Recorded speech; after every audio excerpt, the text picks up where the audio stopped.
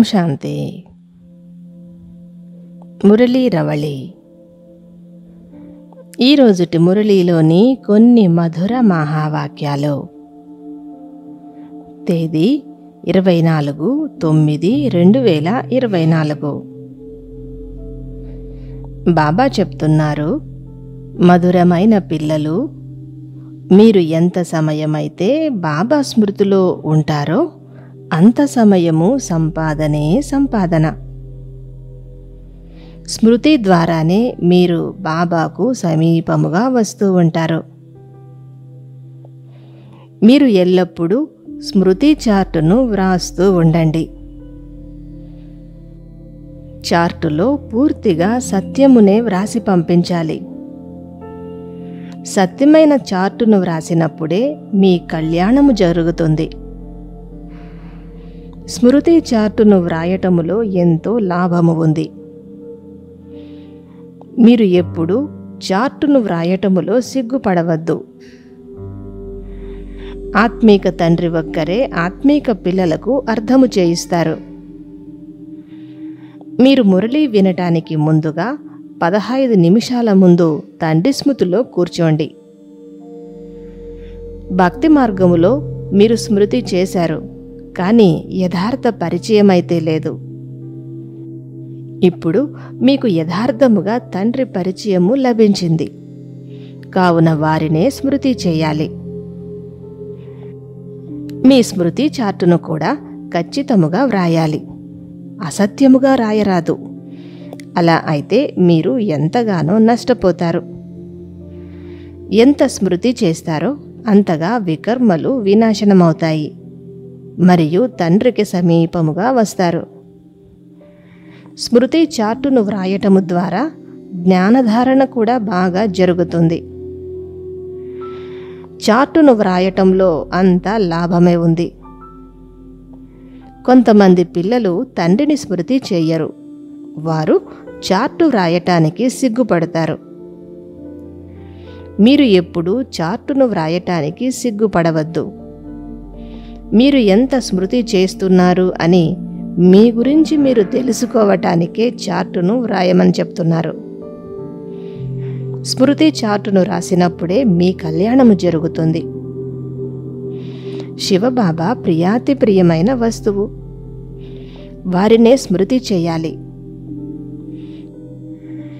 కుమార కుమారీలకు ఎవరితో నిశ్చితార్థము జరిగిపోతుందో వారినే ఎల్లప్పుడూ స్మృతి చేస్తూ ఉంటారు. ఇప్పుడు మీ అందరి నిశ్చితార్థము శివబాబాతో జరిగిపోయింది. వారు అనంతమైన తండ్రి. వారిని ఈ కళ్ళతో చూడలేరు, కానీ బుద్ధి ద్వారా అర్థము చేసుకోగలరు. నిరంతరము ఒక్క తండ్రినే స్మృతి చేస్తూ ఉండాలి. స్మృతి చేయటము శ్రమతో కూడిన పని అయితే కాదు కదా. వారు సర్వాత్మలకు తండ్రి. ప్రతి కల్పము వచ్చి చదివిస్తారు. శ్రీకృష్ణుడు అంటే శరీరధారి. వారిని ఈ నేత్రాలతో చూడవచ్చును. అనంతమైన తండ్రి నామరూపాలకు అతీతుడు కాదు, కానీ ఈ నేత్రాలతో చూడలేము. కేవలము బుద్ధి నేత్రము ద్వారానే వారిని అర్థము చేసుకోవచ్చును. శ్రీకృష్ణుడు అనగా దేవతామూర్తి.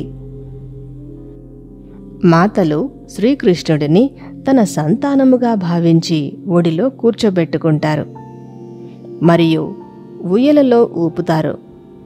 రాస విలాసాన్ని కూడా చేస్తారు.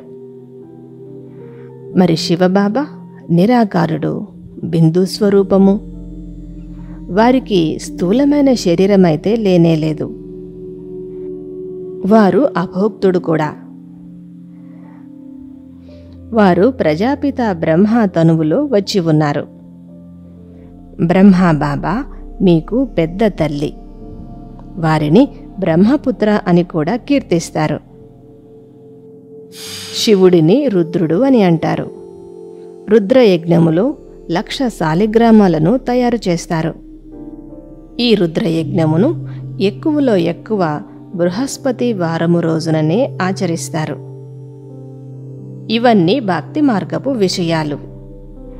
ఇక్కడ మీరు సంగమ యుగములో రుద్రుడైన శివబాబా జతలో చైతన్య శాలిగ్రామాలైన మీరు కూర్చొని ఉన్నారు. బ్రాహ్మణులైన మీరు శివబాబా నుండే పాలింపబడుతున్నారు. మీరు ఎల్లప్పుడూ శివబాబానే కాని బ్రహ్మబాబాను స్మృతి చెయ్యరాదు. బ్రహ్మను స్మృతి చేసినట్లయితే అది నిజమైన స్మృతి అనబడదు. ఈ బ్రహ్మ శివబాబా నుండే ఖజానాను తీసుకుంటారు.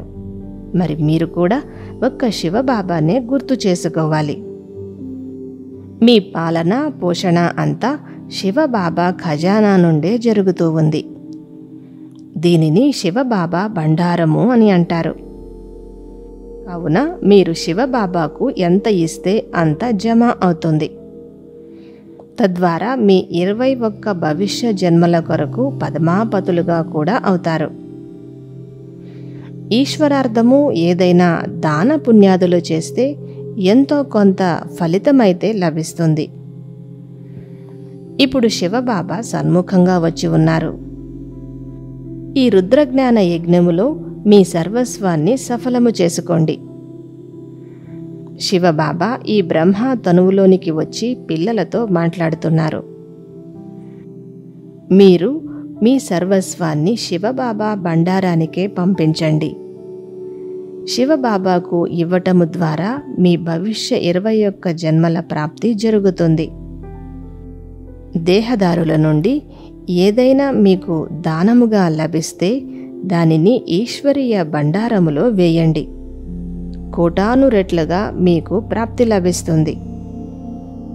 అలా కాక దానముగా ఇవ్వబడిన వస్తువును మీరే ఉపయోగించినట్లయితే మీకు ఎల్లప్పుడూ ఇచ్చిన వారే గుర్తుకు వస్తూ ఉంటారు.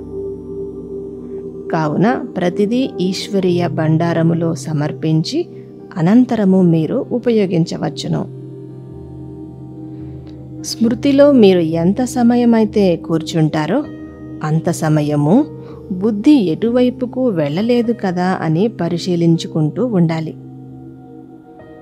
మీ సత్యమైన స్మృతి చార్టును కూడా వ్రాయాలి. వరదానము: విస్మృతి ప్రపంచము నుంచి బయటపడి స్మృతి స్వరూపులై హీరో పాత్రను అభినయించే విశేష ఆత్మాభవ. ఈ సంగమయుగమే స్మృతి యుగము, కలియుగము విస్మృతి యుగము. మీరందరూ విస్మృతి ప్రపంచము నుండి బయటపడి వచ్చారు. స్మృతి స్వరూపులైన పిల్లలే హీరో పాత్రను పోషించే విశేషమైన ఆత్మలు. స్లోగన్: ధైర్యము అనే మొదటి అడుగును వేసినట్లయితే తండ్రి సంపూర్ణ సహాయము లభిస్తుంది. మధురాతి మధురమైన ఆత్మీక పిల్లలకు మాతాపిత బాప్దాదాల ప్రియ స్మృతులు మరియు గుడ్ మార్నింగ్. ఆత్మీక పిల్లలకు ఆత్మీక తండ్రి నమస్తే. ఓం శాంతి.